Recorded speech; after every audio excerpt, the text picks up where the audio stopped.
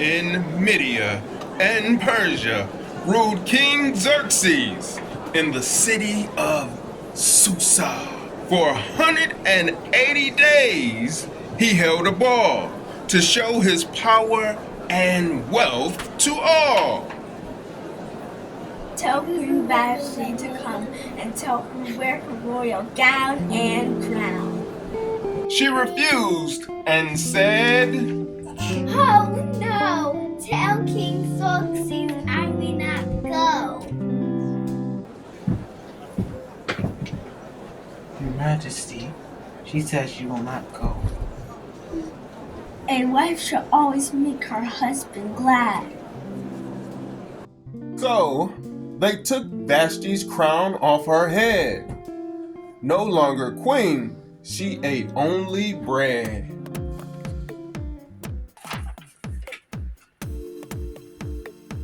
Now a law was made in all the land. Women must respect and obey their husband. A new queen must quickly be found. I can choose from all the girls around. She has to be pretty, so send all the girls to my spa. Girls from every nation and lands, near and far.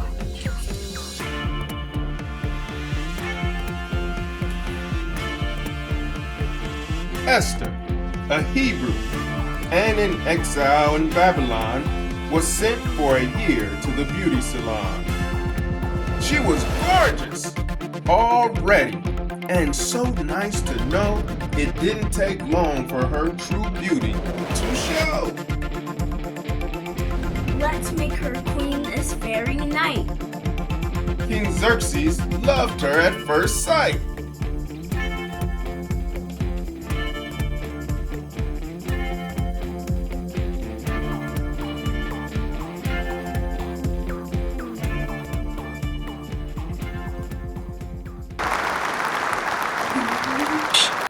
Esther's uncle Mordecai every day would wait. She's like my daughter. I watch her from the gate. I make sure she's safe and secure to keep her name and honor pure. What is this that these two men are scheming? To finish the king? Am I dreaming? Wait, I'll warn the king. I'll tell Esther what to do.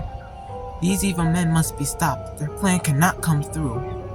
But now our story has become quite bad. Here is Haman. He's evil and quite mad. Every time you hear the name Haman being called, shout boo loud enough for all. Boo! Haman was the king's #1 man. Everyone would bow to him throughout all the land. But Mordecai, a Hebrew who honored Elohim alone, would not bow to Haman or the throne.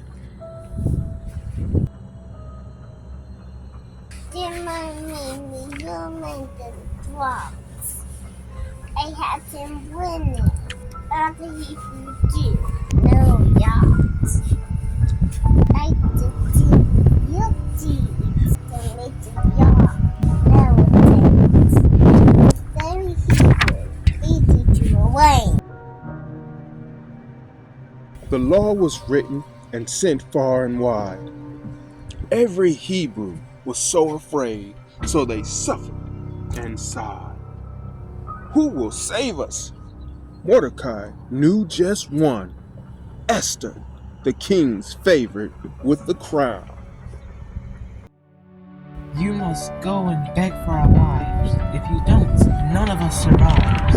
But I can't just go see the king. I must fall.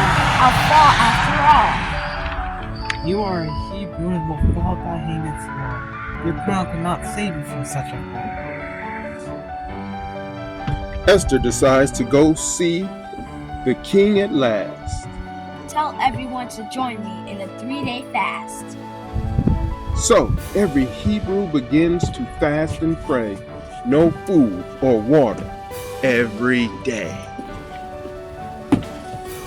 Until on the 3rd day, in her prettiest gown, all alone, she fearfully approaches King Xerxes' throne. King Xerxes sees his pretty queen, puts out his scepter, Esther will be seen.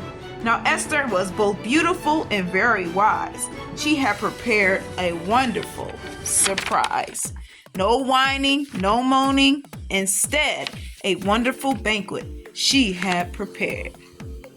If it pleases my king, would you come tonight, dine with me and Haman, my banquet, my delight?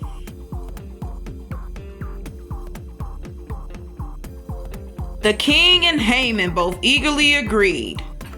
On all the finest meals, they all did feed.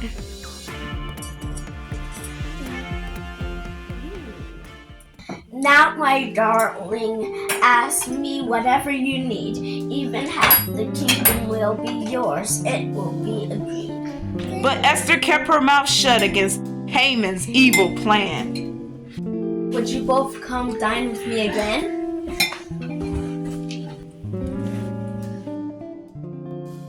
As Haman went home, he shouted, Yippee!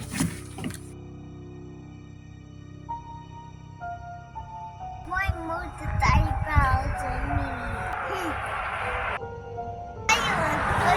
I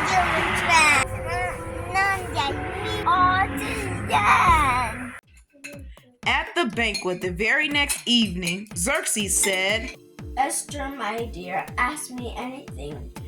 It will be yours, whatever you need. I'll do anything for you. It will be agreed. Now Esther told him of Haman's plan. Haman's plan to finish all the Hebrews in the land. For that includes me. I am Hebrew. I will be finished too. This just will not do. I will not finish any Hebrew. The king was so angry he went outside. But Haman begged and pleaded at Esther's side. When the king came back in, he was so amazed. Haman across Esther's chair blazed. Take this evil man away and have him finished this very day. There is a gallows 25 meters tall. Hang him there from a rope to fly. And so evil Haman's plan misfired, and Mordecai, as the king's best man, was hired. And we learn from Esther, who was so noble and true. Godly character is a beauty that always shines through and through.